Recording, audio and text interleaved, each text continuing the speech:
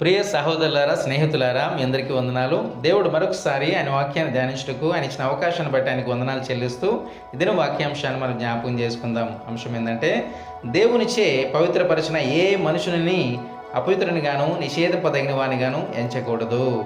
ఇదిన మూలవాక్యాలుగా అపోస్తుల కార్యములు 10వ అధ్యాయము 28వ వచనము 35వ వచనములను మనం జ్ఞాపకం చేసుకుందాం. అపోస్తుడైన పేతురు 10:28 అంటాడు, ఏ మనుషుడును నిషేధింపదగిన వాడని అపవిత్రమైన వాడని చెప్పకూడదని దేవుడు నాకు చూపించాడని మాట్లాడతాడు.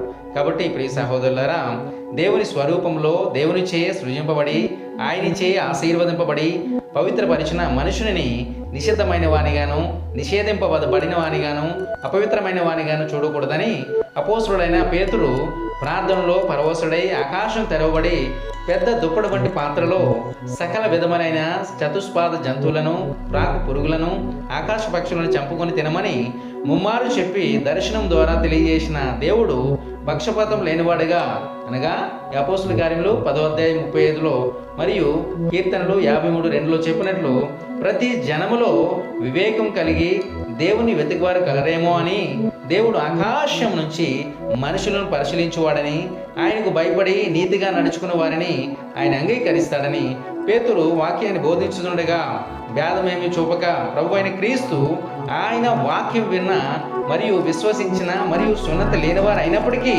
అన్యులైనటువంటి వారందరిపై పరిశుద్ధాత్మను కుమ్మరించి రుజువుపరిచి యేసుక్రీస్తు అందరికీ ప్రభు అని తన ప్రేమను చూపిన దేవునికి మహిమ ఘనత ప్రభావం చెల్లునుగాక. ఆమేన్. Praise the lord.